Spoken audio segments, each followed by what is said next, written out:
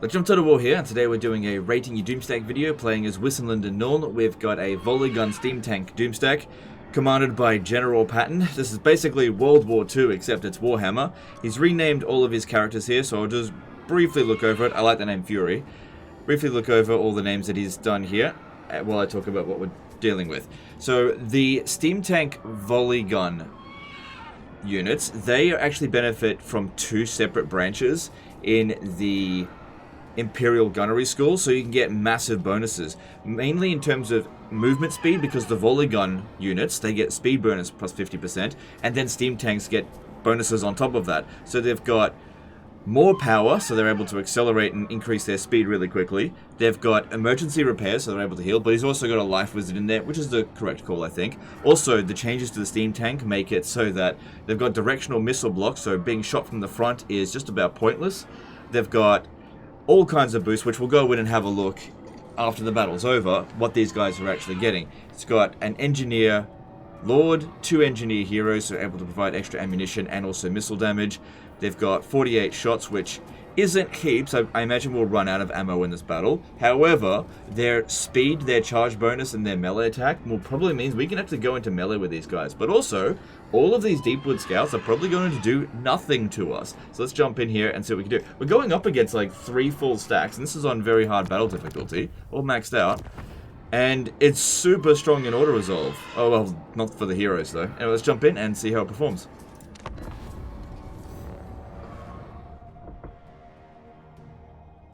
Because yeah, I was using a steam tank in my live stream yesterday with the general mounted on a steam tank, and against low tier infantry, I was just able to just mow right through them, and they just couldn't do anything about it. They're actually basically chariots now. So I'm just thinking about what this would actually struggle against, and it does seem to be a running theme with the DLC that DLC comes out, and then suddenly, all of these units become practically invincible. Thing is, steam tanks were always pretty good units, but they had vulnerabilities. But now a lot of those vulnerabilities are just gone. Because if you go up against anything that is particularly dangerous, with 91 speed, how are they supposed to... They can't catch you. There's so few units on the game that's actually going to be able to catch you, and the ones that do actually have the ability to catch you, you can probably shoot them out of the sky really quickly because it's probably a flying unit. So you would need something like, I don't know, Doom Knights to pin them all down. But then I got a question even if Doom Knights would be able to beat these guys in melee, because they're a bit iffy, but we'll see. I mean, we won't see in this battle, but who knows. Okay, so I reckon ammunition's going to be a bit of a problem, so what I'm going to do here, I do want to wait for their reinforcements. So let's, like I said, this is a Doomstack testing. Now, the natural spacing of all these units I think is a bit too tight. Sorry, a bit too loose. I like it tight. So I'm going to put them in a locked control group like this, so I can keep them nice and tight. So the first thing I want to do is not even shoot at them. Because we're here to test this out, I'm going to let them shoot at me.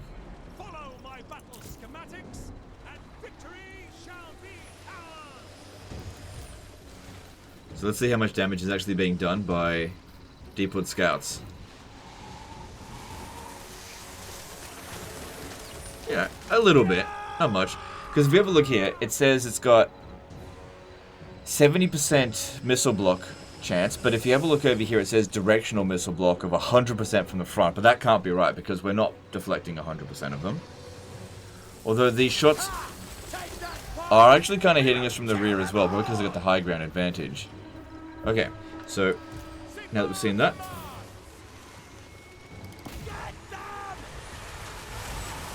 time to use the steam tanks. Which, more like friggin'... well, if we're gonna go with General Patton, then these would be Sherman tanks, I guess.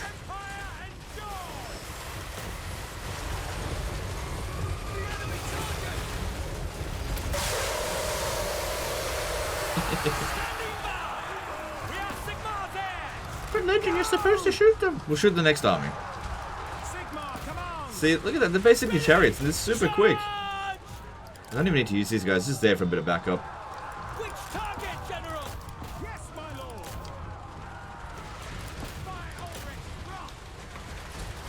lord. Look how fucking quick they are.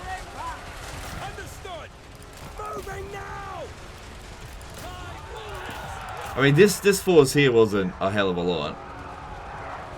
Don't worry, there's still more than 2 full stacks to come in, and we'll use our shots for that. Yeah, now you guys, I don't want you getting involved.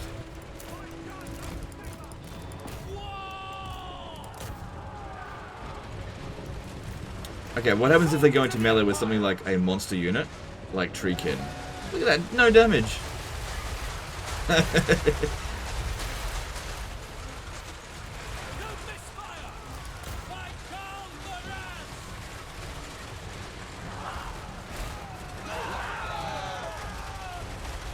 So, yeah, the Treekin, not great against them.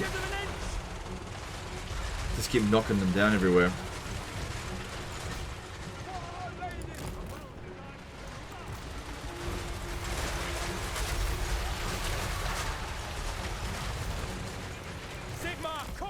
Okay, get back into formation, and now let's start shooting and see how they go. So they can fire while moving, so there's really nothing stopping us from charging in. They've also got ballistic plating, so even if we accidentally hit our own units, it should just bounce off. And they're not going to do any damage if I just move right through them like this.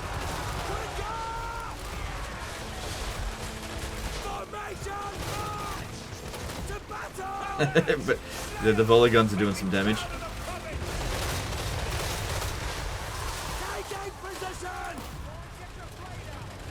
Charging in while we shoot.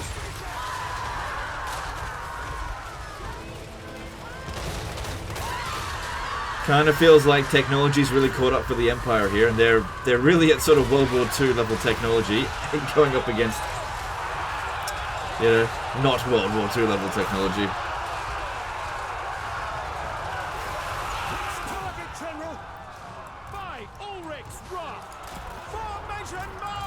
You guys just stay out of it for now. I don't really need your help.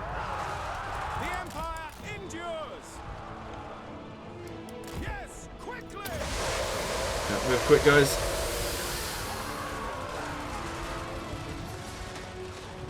So I want to pull them back over here, turn around, so that we get a bit of shots in before we charge back in.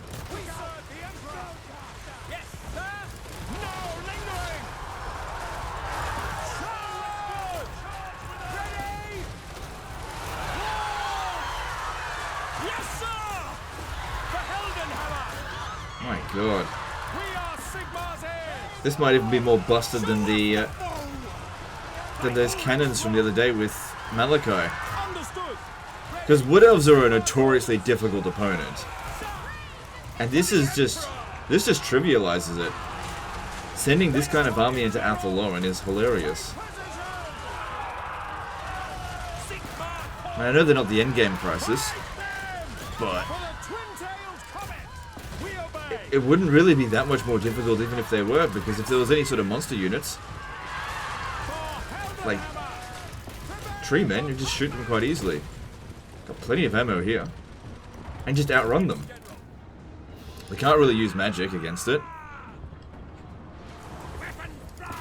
Just wouldn't do enough damage. Single entities are just not that vulnerable to magic.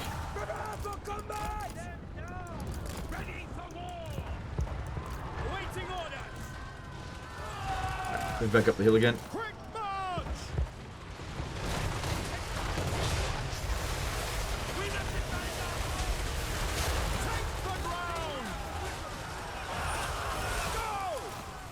I'm pretty sure they've actually got written Fury on them as well. Let me just... Yeah, it is there. I can see it. Fury, and then I think it says Nuln. But I can't pause it on Battle Realism.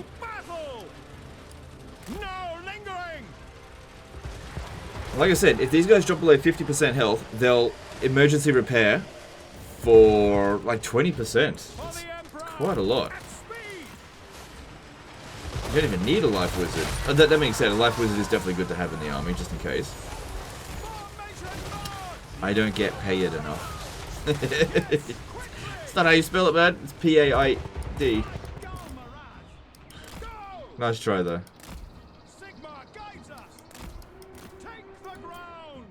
Right, they get goofy because they're in a locked control group, so each individual has a specific spot where they need to go. Otherwise they'll just have too much spacing. I don't like that. It's fine. It's not that big of a deal.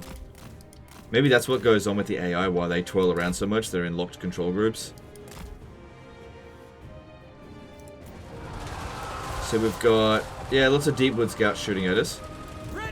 I wonder if Wave Watchers would have been more difficult to deal with. I think there's a couple of Wave Watchers in here. I'm not sure. That's it. It's not so much the armor, although that's definitely helping.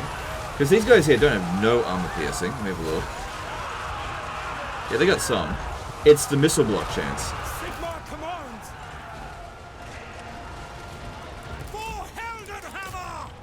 Still got plenty of ammo. And I think we finally lost them.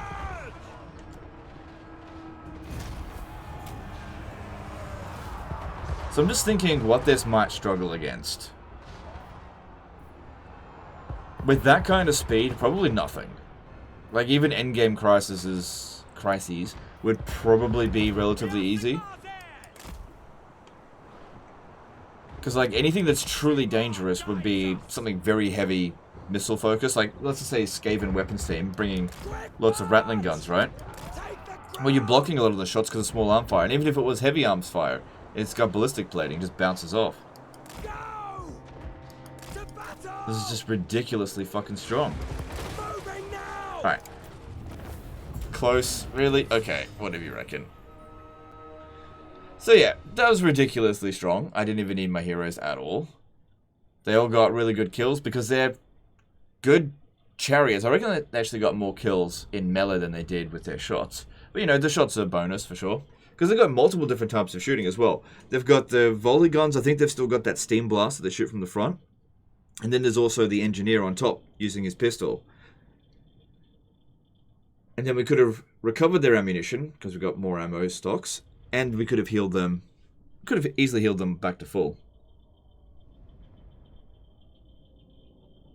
So yeah, that is stupidly bloody strong.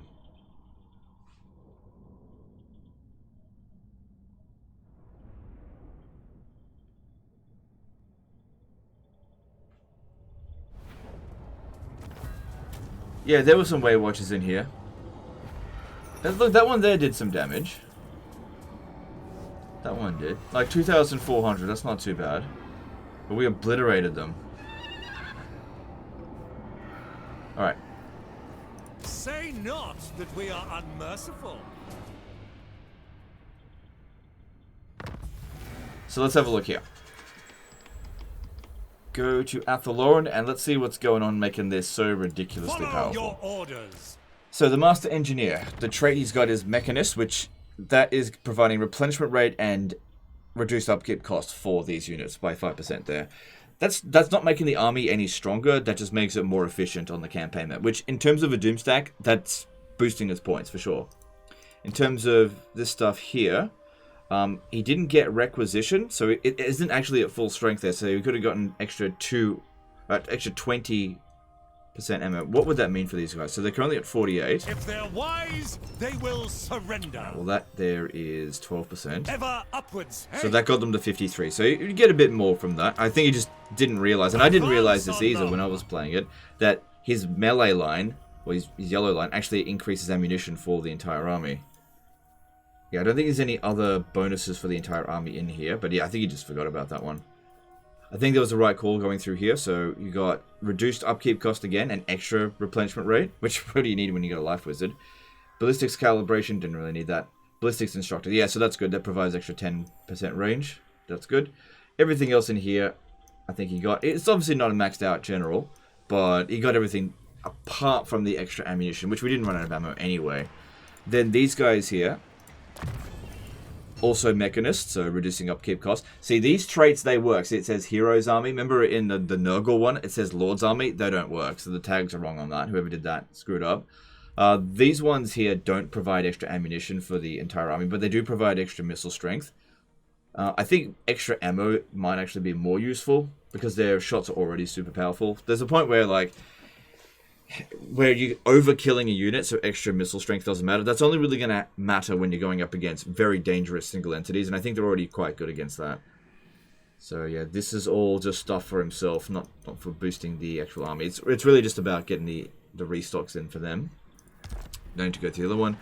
And then we have a look at Imperial Gunnery School. This is where it really gets sort of funky. So you've got the steam tank here, and you can see here it is, the steam tank volley gun. You get the better engines, ability, more power for steam tanks, exploding cannonballs, exploding ammunition for steam tank units. I don't think that actually applies for the steam tank volley gun. I'm not sure. Does it say exploding damage? No, I think that might actually not apply to them. And then field engineers, that definitely does apply for them. But then you've got the Hellblaster volley guns, because they're a hybrid unit, they get both. So then you've got attribute cannot run removed from help. Well, that's not going to matter. Speed for Hellblaster units, that's why they've got so much speed. Like, their natural speed is 55. So that would give them an extra 25 speed. Now, I think at that point there, that's actually hitting their cap for how much speed they can get. I know the guys try to get it as much speed as possible, but I think each unit in the game can only be boosted by 50%. Anything more than that, it just shows the number but doesn't actually do anything. Suppressive fire is good if you actually want them to slow down. You don't want them coming at you.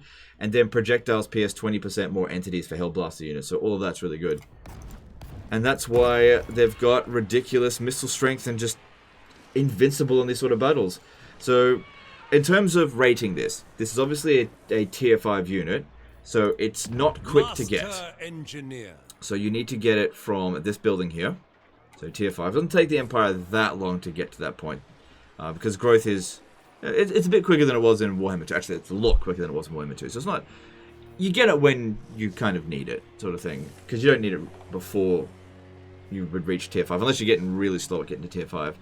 Alright, in terms of overall strength, it's obviously a 10 out of 10. There's no doubt about that. In terms of how convenient it is to recruit, I think this is the one thing that maybe slows it down a little bit. However, if we have a look, we can see that these units can actually be recruited in one turn. So how is he doing that? Expert in With this building here, you've got local recruitment duration, -1 for the armies in the province. And I don't know what their base time is to recruit those units anymore. But whatever the case is, he's got it down to 1 turn. So you're actually recruiting them a lot quicker now than you used to. Because I think you used to be able to get the recruit time down to 2 at the fastest. So yeah, recruiting these is actually pretty quick. So it's actually pretty convenient. And 2 of these heroes, I don't think that this trait is... Oh, disciplined. Yeah, that's good. We don't need leadership. I don't think Mechanist is essential, but it does make it more cost efficient for sure. So I'm going to give it top marks for that as well. And then in terms of ease of use, that was super easy. I probably could have just AFK'd that entire battle and they wouldn't have been able to do anything about it. So pretty much in all 3 categories, this gets perfect marks because, you know, you can heal, you got heaps of ammunition, they're good in melee. If there's anything that is a bit of a worry, you can just outrun it most likely and just skirmish. Even 4 full stacks of Wood Elves probably would struggle to even do a dent into these guys' armor. So yeah, top marks for this Doomstack. And it wasn't even truly at full strength as well. Anyway, guys in the comments, let me know if you think that there is an army out there that's reasonable for you to actually encounter from the AI. Like, don't say things like, oh, what if a single entity hero spam from Warriors of Chaos Nurgle show up? Well, you're never going to encounter that sort of thing. So like a realistic army that you would encounter in Warhammer 3 Immortal Empires that this would struggle against. I'm curious because I'm drawing a blank. The best thing I can think of is something like a few Doom Knights and maybe a Rite of Primeval Glory army, but I'm thinking you would easily be able to outrun a Rite of Primeval Glory army because even Carnosaurs can't keep up with that. So I'm struggling to think what could actually beat this. I don't know. Anyway, that's the end of this one. Really appreciate this save file being sent in because clearly a lot of work went into it. Appreciate you guys. Don't forget to subscribe if you haven't already, and we'll see you next time. Later, guys.